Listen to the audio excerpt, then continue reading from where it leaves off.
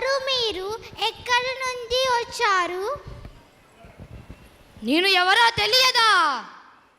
నేను యక్షుణ్ణి. మీ అందరికి బహుమతులు ఎవరిస్తారు? Santa Claus. మహాభారతంలో యక్షుడు కూడా బహుమతులు ఇస్తాడు. యక్షుడు అంటే ఎవరు? మాకు తెలియదు. మహాభారతంలో యమధర్మరాజు ధర్మరాజుని యక్షుడి రూపంలో వచ్చి ప్రశ్నలు అడుగుతాడు. ఈ ప్రశ్నలని యక్ష ప్రశ్నలు అని అంటారు. ఇప్పుడు మీరు ఇక్కడికి ఎందుకు వచ్చారు? ఇక్కడ ఉన్న అందరినీ యక్ష ప్రశ్నలు అడిగి బహుమతులు ఇవ్వడానికి వచ్చాను.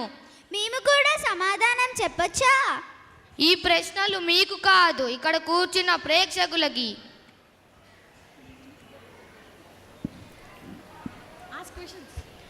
ఇప్పుడు మిమ్మల్ని మేము యక్ష ప్రశ్నలు అడగబోతున్నాను. మొదటవ ప్రశ్న, ఆకాశం కంటే ఎత్తైనది ఏమిటి? Parents, if you know you can tell please. మళ్ళీ చెప్తున్నాను, ఆకాశం కంటే ఎత్తైనది ఏమిటి?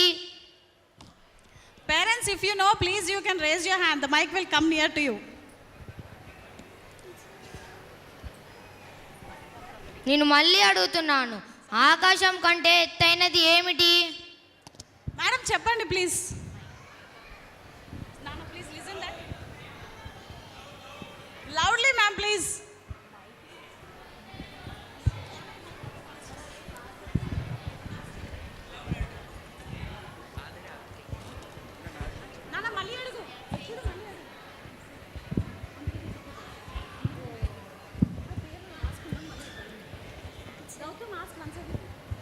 నేను మళ్ళీ అడుగుతున్నాను, ఆకాశం కంటే ఎత్తైనది ఏమిటి? ఆకాశం కన్నా ఎత్తైనదైనా, విశాలమైనదైనా, అనంతమైనదైనా ప్రేమ. పిల్లలపై తల్లిదండ్రుల ప్రేమ అనంతమైనది, ఆకాశం కన్నా విశాలమైనది. కాదు. ఓకే చెప్పండి. తండ్రి గౌరవం.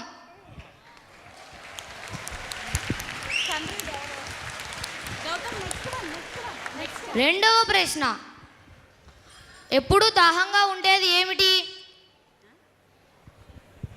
మళ్ళీ అడుగుతున్నాను, ఎప్పుడు దాహంగా ఉండేది ఏమిటి?